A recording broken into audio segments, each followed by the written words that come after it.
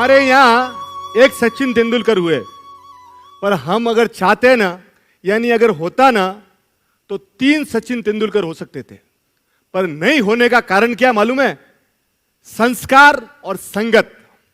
जब सचिन तेंदुलकर दादर जिमखाना में खेल रहे थे ना, उनके साथ दो दोस्त और थे। एक का नाम था अनिल गुरव और दूसरे का नाम था विनोद कांबली। अनिल गुरव, उसका शॉट सिलेक्शन इतना बढ़िया था कि रमाकांत अचरेकर विनोद कांबली और सचिन को बोलते थे कि तुम इसको देखो, इसको फॉलो करो। और ये दोनों बोलते थे कि यार कितना बढ़िया शॉट सिलेक्शन और फुटवर्क है, इसका माइंड क्या चलता है। उस समय एट द एज ऑफ 16 उसको विवियन रिचर्ड्स ऑफ मुंबई कहा जाता, नाम था उसका अनिल गुरव।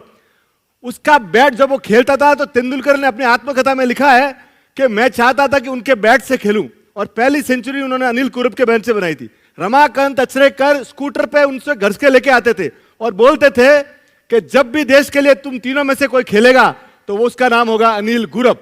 ऐसे थे अनिल गुरव।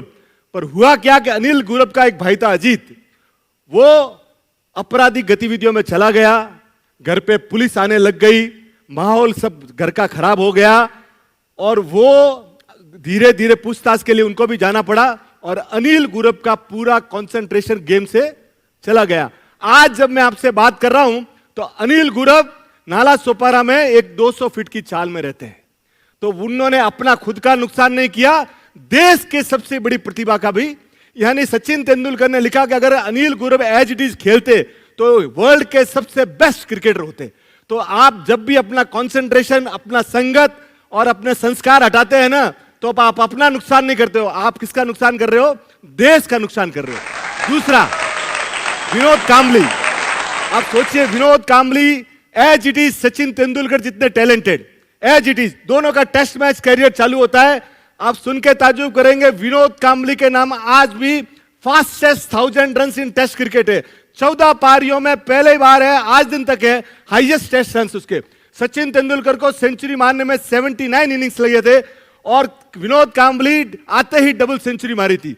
पर सफलता जैसे ही आई वो पार्टी वार्टी में चालू हो गए।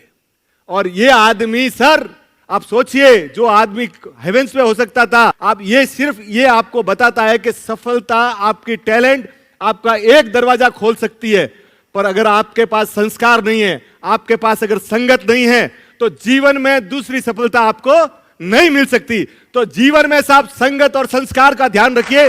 सचिन तेंदुलकर आपको बताता है कि आपकी क्वालिटी ये होनी चाहिए कि आपकी संगत जो है ना, कभी भी नेगेटिव आदमी के पास मत बिठाइए। नेगेटिव आदमी कम से कम 20 किलोमीटर तक मार करता है। एक भी नेगेटिव आदमी को अपने पास मत बिठाइए, नहीं हो तो अकेला रह लीजिए। आपकी टैलेंट आपकी तभी अच्छी है जब आपका वर्क एथिक, आपके संस्कार और आपका संगत बहुत बढ़िया होना चाहिए।